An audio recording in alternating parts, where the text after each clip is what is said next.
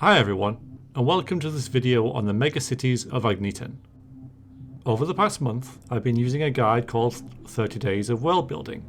What you're about to watch is a brief summary on what that produced, with more detail being on the website. A month ago, the way these cities worked was a bit of a mystery to me. I had some ideas, but nothing written down. Now, along with the contents of this video, I've written quite a bit on the subject, and have the basic building blocks to say I generally know how things work. There's always things to change and add to, but I'm pleased with the way this has gone. I'll be doing similar things in the future with other aspects of Tyania. As always, I welcome any and all feedback and suggestions on what you're about to watch, which is a brief overview of life in the megacities. There is more written on the website. This is just like an overview of the main points. I'd also like to say thanks for watching. Hope you enjoyed the video. Agniton is the third era of Tyania. It formed when magic faded from the world and many forms of life died off with it. In the centuries that followed, the dominant form of life, humans, came into their own. They expanded across much of the world, feeding their thirst for technology, knowledge, and power. This drove them to expand quickly and, as they did, they exploited many of the natural resources which were on offer. They took advantage of the land, of the forests, the minerals in the mountains, and the waters in the oceans. With little heed for the consequences of such actions, they laid much of the world to ruin. In their wake, they left vast areas of arid desert upon which no crops would grow, no tree would take root. To survive, the humans had to retreat into large cities, which would protect and shield them from the harsh environment the world was becoming. Thus were born the megatropolises of Agniton.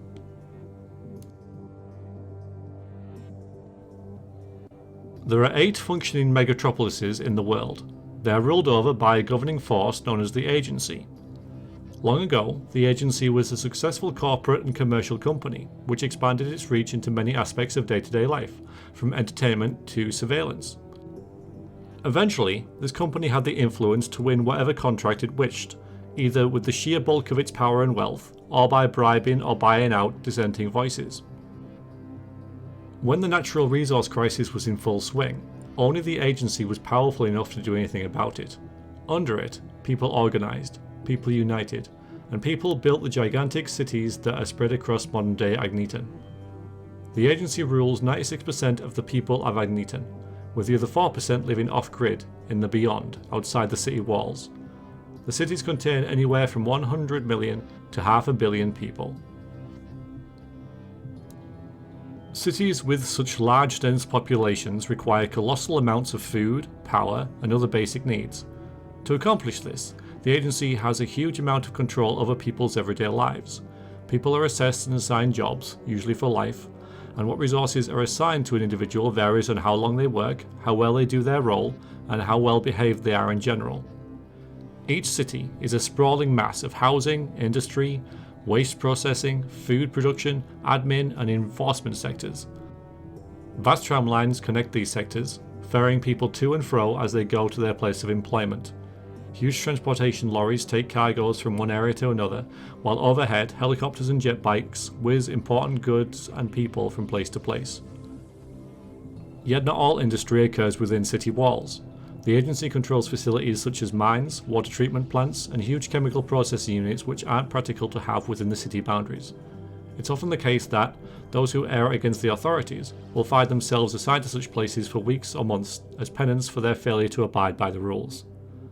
Efficiency is vital. The cities are machines of industry, out of necessity. The demand for resource is huge, and supply can barely meet demand. The Agency recognises that without regular meals, without regular order, cities would break down into anarchy and destruction. Cities are many hundreds of kilometres apart, and they have their own local governments. However, trade between cities is vital, and is facilitated by train lines which cover the vast distances over the beyond. These lines carry trains that can move at close to 400 kilometres an hour. At these speeds, the trains can transport goods between neighbouring cities within a day. Maintaining these tracks and keeping them safe employs an army of engineers and guards who have to defend them against the savages of the beyond. People who are born on-grid, that is, under the governance of the Agency, are microchipped at birth. This chip contains all the information about a person, their age, address, what they do for a living. how many credits they have, if they've ever done anything bad or anything that's frowned upon. With these chips, along with the billions of sensors within a city, the agency can track a person's movements. It can dictate which tram lines they can go and can't go on, blocking them off from lines that take them away from their designated place of work, for example. Credits are assigned to and removed from these chips, which are also scanned for purchases of food and medical supplies. Everything a person does, every interaction they have, is recorded on the chip. All residents are given basic education and, at the age of 14, are assessed. This assessment dictates what the individual will do for the rest of their life. If they show aptitude for mathematics, they may go on to be an engineer. If they excel at communication, they may be assigned to broadcasting. Those physically able may be selected for trials with enforcement.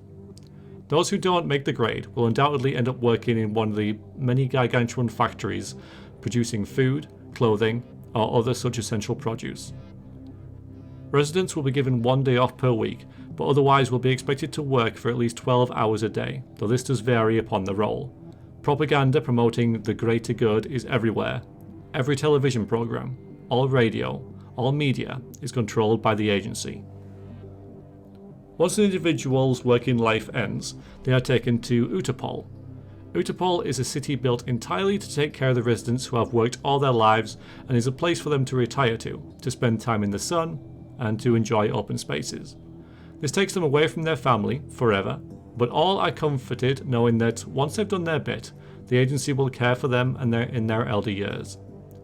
Utapol, however, doesn't exist. It is perhaps the biggest kept secret by the agency that those taken to Utapol are swiftly terminated. If such a truth was to break out, then the fabric of society would surely collapse. However, the cities simply couldn't function if unuseful people have to be supported also. That's given an overview on how the cities work, and hopefully you'll now have a good impression as to how life is living within them. There's a lot more detail on the website, so please check that out if you would like. Again, comments and feedback are welcome, and what we see here is an overview of how things work, so details and other subjects can be thrashed out as we develop things further.